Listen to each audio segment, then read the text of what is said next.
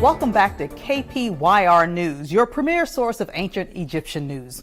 We're in day 4 of a massive weather change, some patterns that have ravaged the country. On Monday, the waters of the beloved Nile turned to blood, followed by an onslaught of frogs and lice. Early reports suggest that hordes of cattle are also dying off as well. What could be causing these meteorological events? Well, our resident scientist, Dr. Noah Lott, suggested that this pattern of climate change is occurring because of human activity, which causes weather fluctuations and wild pattern changes. But another scientist, Dr. Noah Little, argued that the opposite is happening, saying that these meteorological problems are affecting Egypt because they're caused by an outrage from the angry Hebrew God who's upset that his chosen people have been enslaved for the past 400 years. Let us know what you think. Send us your information to OnkMail to weather, feather, chick, cloth at kpyr.com. More on this story as it develops. KPYR.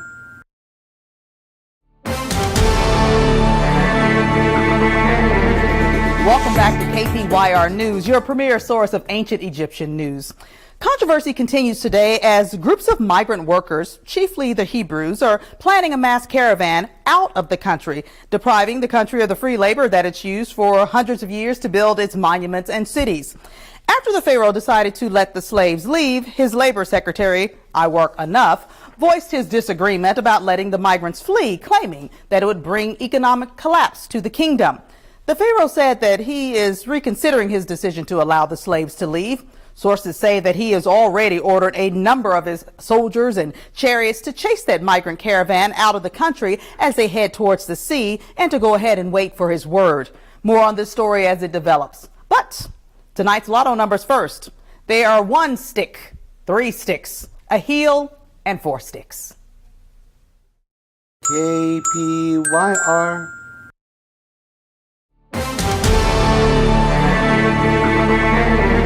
Welcome back to KPYR News, your premier source of ancient Egyptian news.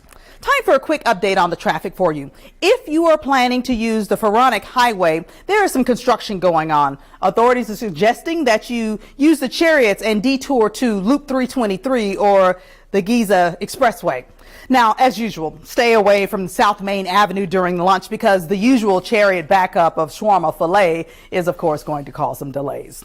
Now, in other news, the Hebrew slave community has recently launched the first of its kind skybird that they claim will get to the moon. The Hebrews' chief scientist, Dr. Jeff L. Tovish, said the project, known as Shemot or Exodus, will display a beam of light on the moon that will help guide the Hebrews on their journey out of Egypt.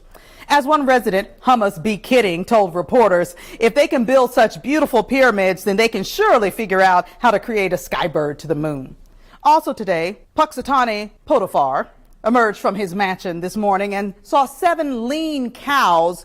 So that means that we have 7 more years of famine to expect and look forward to. Thank you for watching KPYR News, and thanks to our sponsor, Ahmed's Engraving Service. Just mention KPYR News for a special deal.